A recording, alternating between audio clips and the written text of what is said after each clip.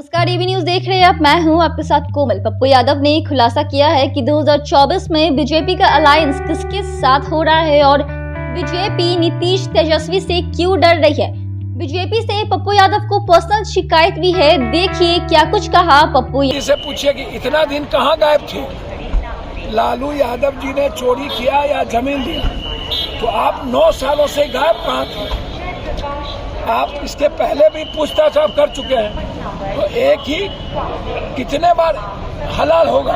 एक ही बकरा, एक ही मुर्गा, कितने बार आप फाइनल करिए। जो गलत है उसको कोर्ट में दीजिए, कोर्ट तय करेगी गलत और सही का। आप एजेंसी को डराने के लिए रखते हैं, ये गलत है।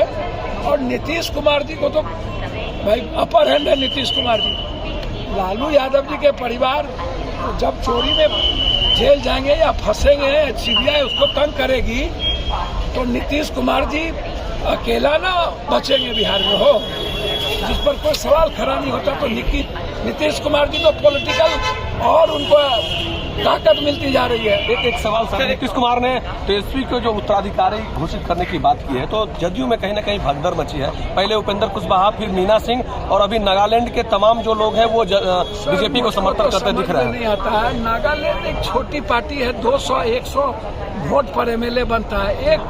एक बूथ पर 3 वोट है, 2000 पर एमएलए बनता है। पैसा जिसके पास नागालैंड और की कोई आप मणिपुर का जो ठीक है जनप्रतिनिधि है, लेकिन नागालैंड जो छोटी पर स्टेट है, वहाँ डेमोक्रेसी बहुत कम है। वहाँ व्यक्ति और मनी ज्यादा है। वहाँ जदयू चला जाए आ जाए। अब उपेंद्र भाई के बारे में क्या कहना, मुझको तो समझ में नहीं आता है कि क्या केंद्र अगला चुनाव सीबीआई, ईडी, आईबी और सुरक्षा देने के आधार पर ही लड़ेगी।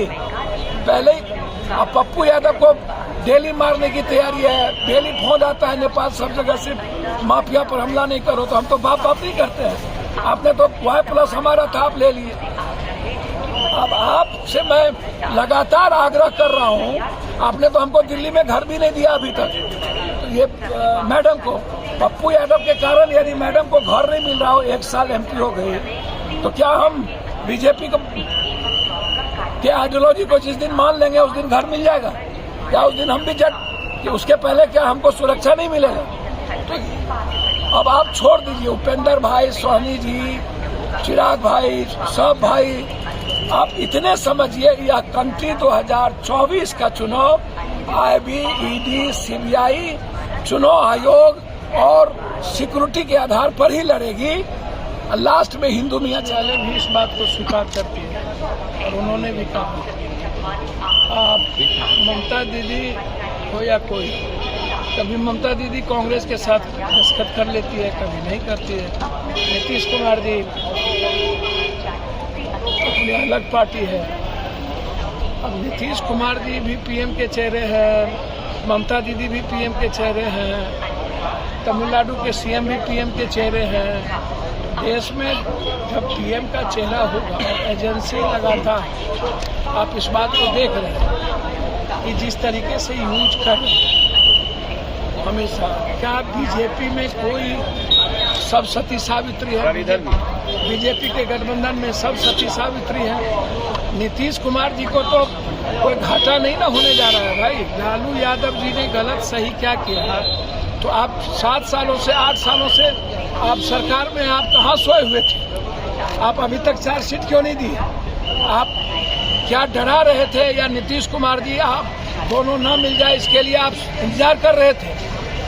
तो आपने जब देख लिया नीतीश दोनों मिल गए और आपकी बात नहीं चली, तो अब आप डर को खोल रहे हैं। तो अपने तरीके से आप एजेंसीज को चलाइएगा और उसके बाद कुंभकर्ण के नींद में सोइएगा। गलत को गलत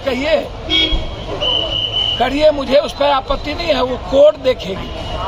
चंद्रचूड़ जी है, विपक्ष को कमजोर होने की जरूरत नहीं है। विपक्ष यदि गलत नहीं है तो कोई माय का लाल, कोई एजेंसी कुछ नहीं कर पाएगी।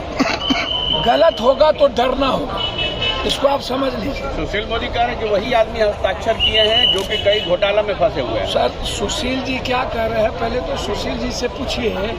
बिहार में जो सृजन घोटाले से लेकर के इतना घोटाला है, उसमें आप लोगों से और किसी से पूछताछ क्यों नहीं हो रही है?